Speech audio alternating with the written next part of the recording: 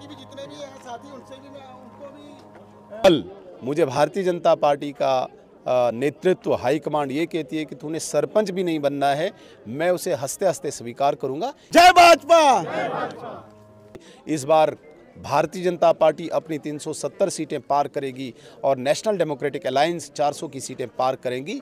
इसमें जनता ने भी आवाज़ मिलाई है।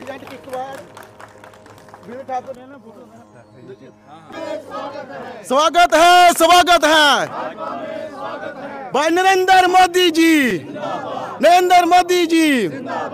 कोई शक नहीं, पूरे देश की भांति इस वक्त किश्तवाड़ और जम्मू कश्मीर में भी चाहे नौजवान हो, चाहे बुज़ुर्ग हो, चाहे महिला हो, चाहे बहन हो, हर व्यक्ति चाहता है कि मैं नरेंद्र मोदी जी का सहयोगी बनूं।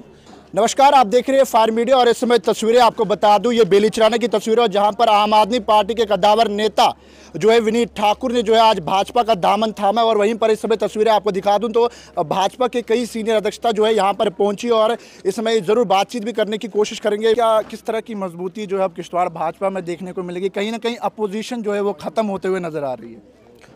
इसी कड़ी में आज यहाँ पे हमारे किश्तवाड़ के ही आम आदमी पार्टी के जो हेड थे विनीत ठाकुर जी, उनकी आज ज्वाइनिंग यहाँ पे हुई। मैं इनका स्वागत करता हूँ और आने वाले दिनों में देखेंगे विनीत ठाकुर भी एक इंस्पायरेशन बनेंगे बाकी नौजवानों के लिए, ताकि सभी एक धारा में आके इस देश को परम वैभव पे विश्वगुरु बनाने का जो स्वप्न है उसको पूरा करेंगे। चलो साहब, एक सवाल रहता है हर किसी के, विपक्ष भी इस तरह के टिप्पणियां जो है लगातार कर रहा है कि आखिरकार भाजपा के पास ऐसी कौन सी जादुई छड़ी है? चुनाव नज़दीक है, विपक्ष के हर एक बड़े बड़े नेता जो है वो भाजपा में शामिल हो रहे हैं, ये सवाल हर किसी के दिमाग में आ रहा है। साफ नियत और स्पष्ट नीति, जब भी किसी भी कार्य को लेके आप ये दो चीज़ें चलाओगे, इसमें कोई संदेह नहीं, हर व्यक्ति आपसे प्रेरित होगा। जिसकी नीति स्पष्ट हो, जिसकी नीयत साफ हो, वो हमेशा सफल होता है। ठीक है, कुछ संघर्ष उसे करना पड़ता है, कुछ ठोकरों का सामना करना पड़ता है, लेकिन अंतोगत्वा सत्य की जीत होती है, साफ नीयत की जीत होती है, स्पष्ट नीति की जीत होती है। भारतीय जनता पार्टी ने हमेशा स्पष्ट नीति के आधार पर अपने सिद्धांत बनाए हैं।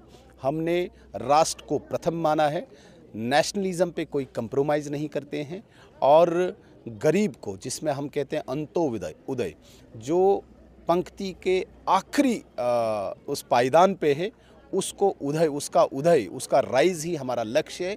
ये साफ और स्पष्ट नीति और नियत जो है, यही भारतीय जनता पार्टी का मंत्र है, यही भारतीय जनता पार्टी का जादू है, जो आज हर कोई इसको आकर्षित होता है।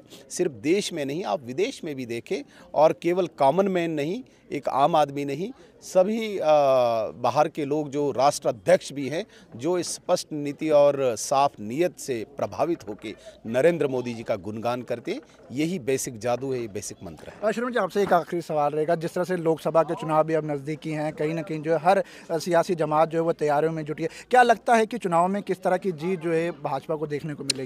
देख लीजिएगा, मुझे लगता है कि 1984 में जब तब की प्रधानमंत्री इंदिरा गांधी जी की हत्या हुई थी, तो और एक एकदम इंक्रीज आया था सीट्स में कांग्रेस का, उससे भी ज़्यादा जीत, अभूतपूर्व जीत इस बार भारतीय जनता पार्टी की होगी। वो केवल और केवल नरेंद्र मोदी जी की पॉलिसीज़ को लेके, और जिस प्रकार से 500 वर्ष के बाद रामलला की प्राण प्रतिष्ठा नरेंद्र मोदी जी द्वारा वहाँ पे हुई है, जम्मू कश्मीर में 370 को हटा के अलगाववादियों को और पाकिस्तान को साफ संकेत दिया है कि जम्मू कश्मीर एक अभिन्न अटूट अंग है देश का। ऐसी कई योजनाएं भी और मैं बता सकता हूं, लेकिन समय कम है। ये सारी चीज़ें भारतीय जनता पार्टी को अभूतपूर्व जीत दिलाएंगी, और जो लक्ष्य नरेंद्र मोदी जी ने फिक्स किया है कि इस बार भारतीय जनता पार्टी अपनी 370 सीटें पार करेगी और नेशनल डेमोक्रेटिक अलायंस 400 की सीटें पार करेंगी, इसमें जनता ने भी आवाज़ मिलाई है। और आप हर जगह देखें, इस वक्त समस्त भारत की जनता राममयी है, मोदीमयी है, और ये अभूतपूर्व जीत होगी। ये मुझे लगता है कि इस देश की जो नई पीढ़ी है, ये इस प्रकार की जीत पहली बार देखेगी। आखिरी सवाल आपसे रहेगा, जिस तरह से चुनाव को लेकर ये रहेगा कि अगर सुनील शर्मा जी की बात की तो ज़मीनी स्तर से जो है किश्तवाड़ से जुड़े, और हालांकि कश्मीर में भी जो है लोगों के दिलों में जगह ज़रूर बना रहे हैं, लेकिन एक सवाल रहेगा, क्या सुनील शर्मा जी किश्तवाड़ से इस बार इलेक्शन लड़ेंगे या कश्मीर घाटी से लड़ेंगे? देखिए, इलेक्शन हमारा कोई लक्ष्य नहीं है। मैं सच कहता हूँ, वैसे हर कोई राजनीतिक जो भी पॉलिटिकल एनिमल होता है, जो भी पॉलिटिकल व्यक्ति होता है, वो यही कहता है कि भाई मैं चुनाव की, लेकिन मैं रियल सेंस में आपको दिल से कहता हूँ कि हमारा चुनाव लक्ष्य नहीं है। चुनाव को लेके हम राजनीति में नहीं आए थे। आप मेरी बैकग्राउंड जानते हैं। मेरे कोई फैमिली बैकग्राउंड कोई पॉलिटिकल नहीं है। मैं कोई पॉलिटिकल माइंडसेट का नहीं हूँ। हम सेवा की दृष्टि से आए हैं। हम जिस विचारधारा को अडॉप्ट करके आए हैं उसमें सेवा, राष्ट्र प्रथम, ये लक्ष्य लेके, ये मंत्र लेके आए हैं। कल मुझे भारतीय जनता पार्टी का नेतृत्व, हाईकमांड ये कहती है कि तूने सरपंच भी नहीं बनना है, मैं उसे हंसते हंसते स्वीकार करूंगा।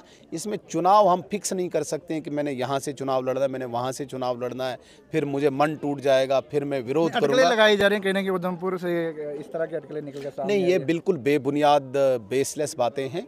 मैंने कभी मन में भी नहीं सोचा और मेरे लिए कभी ऐसा हो भी नहीं सकता है, क्योंकि मैं उस लाइन में भी नहीं हूँ, मैं उस फ्रेम में भी नहीं हूँ, कभी भी नहीं, वो स्वप्न भी मैंने नहीं देखा है।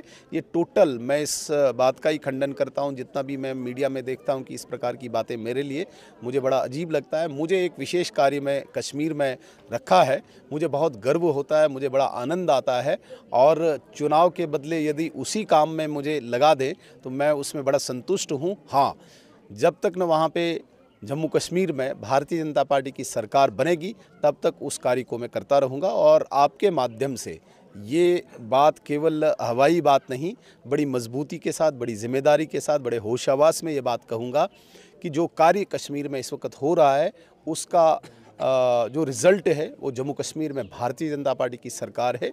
और ये यकीन मानिए, आपके चैनल के माध्यम से मैं ये स्पष्ट करना चाहता हूं कि 2024 में जम्मू कश्मीर में भारतीय जनता पार्टी की सरकार होगी। चलिए जी, घोषणा इस समय हो चुकी है। 2024 की बात करें तो जिसमें भाजपा की सरकार होगी। इस वक्त हमारे साथ सुनील शर्मा जी थे, और जिस तरह से आज बेलीचराना के अंदर जो ज्वाइनिंग हुई है, कहीं ना कहीं बड़ा झटका जो है वो आम आदमी पार्टी को मिल चुका है। और आपकी क्या राय है, आप भी कमेंट सेक्शन में अपनी राय जरूर रखिएगा और वीडियो को ज़्यादा से ज़्यादा शेयर करिएगा।